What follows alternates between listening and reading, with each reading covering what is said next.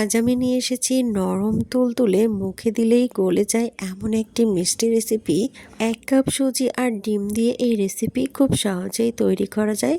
Hello everyone, আসসালামু আলাইকুম। আরজুস kitchen 93 চ্যানেলে সবাইকে স্বাগতম। খুবই অল্প উপকরণে এই রেসিপিটি খুব সহজেই তৈরি করা যায়। সো কথা না বাড়িয়ে মূল রেসিপিতে চলে যাই। প্রথমেই চুলায় একটা ফ্রাই প্যান বসিয়ে দিয়েছি আর এখানে আমি হাফ কাপ পরিমাণ চিনি ইউজ করেছি। আর চিনি দিয়েছি হাফ কাপ পরিমাণ, আর হাফ কাপ পরিমাণের চেয়ে কম আমি দিয়েছি একটু পানি। আর পানি দিয়ে সুন্দর করে নাড়াচাড়া করে আমি ক্যারামেল তৈরি করে নেব। একটু সময় নিয়ে ধৈর্য ধরে ক্যারামেলটা তৈরি করে নিতে হবে, চুলার আঁচটা লো টু মিডিয়ামে রেখে। যদি পুড়ে যায় তাহলে কিন্তু একটা বাজে স্মেল আসবে মিষ্টি রেসিপিতে, আর সেজন্যই লক্ষ্য রাখতে হবে ক্যারামেলটা খুব ভালো যেন হয়। ক্যারামেল যে তৈরি করেছি এটার মধ্যে আমি জাল করা রেখেছিলাম দুধ, আর সেই দুধ আমি এখানে 250 গ্রামের একটু বেশি ঢেলে দেব আর দিয়ে রান্না করে নেব।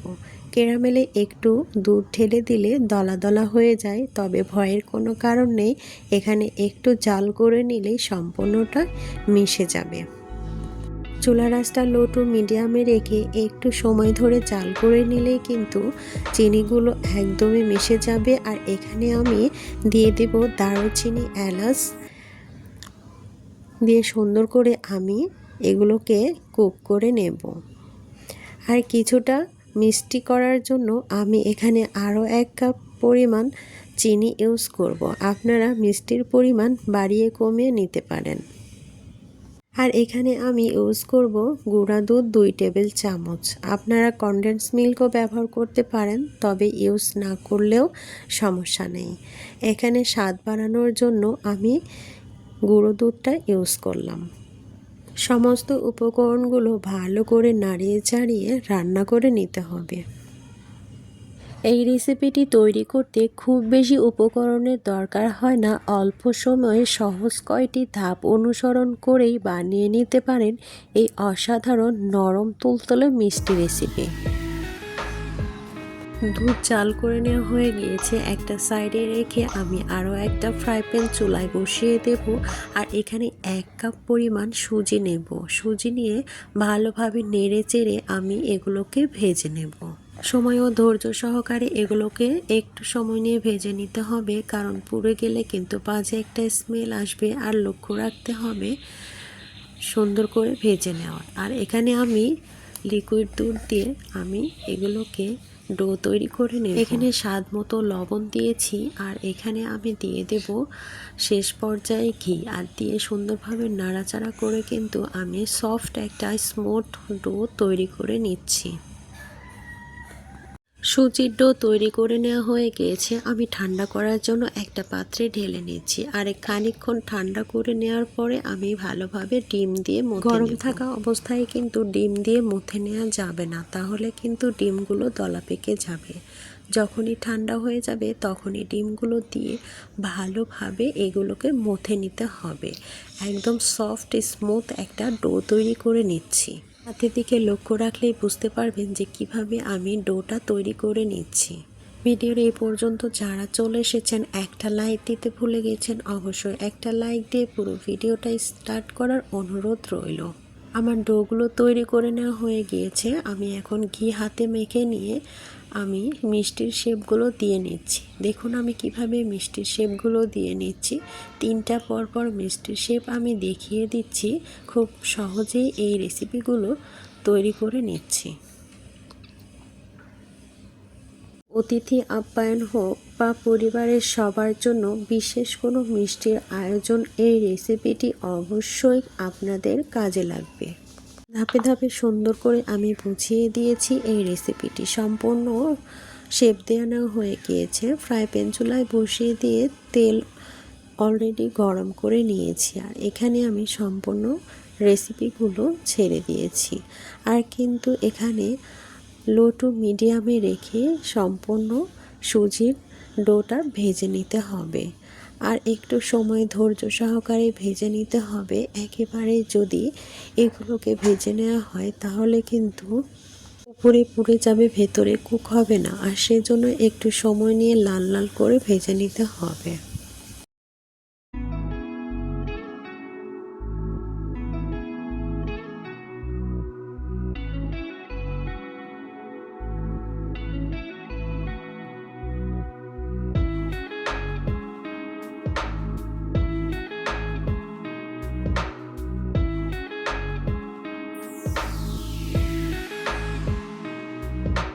উল্টে পাল্টে সম্পূর্ণগুলো ভেজে নিয়েছি, গোল্ডেন একটা কালার চলে এসেছে। আমি এখন এগুলোকে উঠিয়ে নেব, তবে তেল ছাড়িয়ে ছাঁকনার সাহায্যে আমি সম্পূর্ণ সুজির ডোগুলোকে উঠিয়ে নিচ্ছি।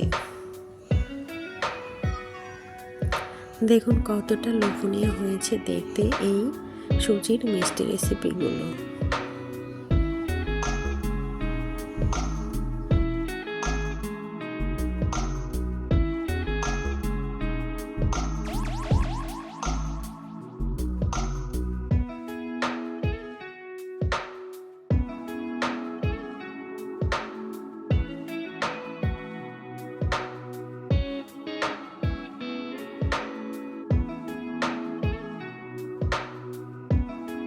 সম্পূর্ণ সুজির মিষ্টিগুলো ভেজে নেওয়া হয়ে গিয়েছে।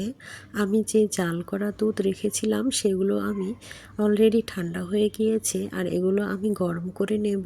আর এই জন্য দারুচিনি এলাচগুলো আমি ছেঁকে বাইরে ফেলে দিলাম। আর এখানে আমি একটু গরম করে নেওয়ার পরে আমি এই সুজির মিষ্টিগুলো দিয়ে দিচ্ছি। আর কিন্তু জাল করব না, এভাবেই কিন্তু আমি চুলাটা অফ করে দিয়ে আমি এগুলোকে পরিবেশন করে নিচ্ছি। দেখুন কতটা লোভনীয় হয়েছে। তবে এটা আধা ঘন্টা রেস্টে রেখে দিলেই নরম তুলতুলে হয়ে যাবে, আর মুখে দিলেই গলে যাবে এমন একটা অবস্থা। খুবই দুর্দান্ত লাগে খেতে। এই রেসিপিটি অবশ্যই ট্রাই করে দেখবেন।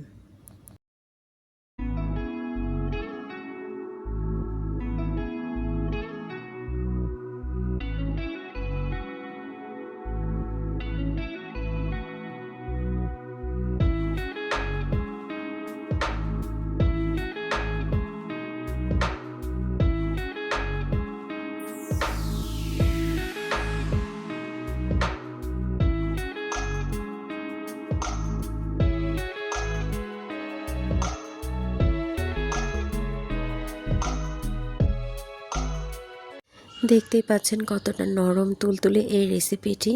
মুখে দিলেই গলে যাবে এমন একটা অবস্থা। খুবই ভালো লাগে খেতে। অলরেডি যারা নতুন বন্ধুরা চলে এসেছেন অবশ্যই চ্যানেলটি সাবস্ক্রাইব করে দিয়ে পাশে থাকবেন, এবং অবশ্যই পাশে থাকা বেল নোটিফিকেশন অল করে রাখলে নিত্য নতুন ইউনিক রেসিপিগুলো পৌঁছে যাবে। সবাই ভালো থাকবেন, সুস্থ থাকবেন। আবারও দেখা হবে নেক্সট কোনো ভিডিওর মাধ্যমে। সে পর্যন্ত সবাই ভালো থাকবেন। আল্লাহ হাফিজ।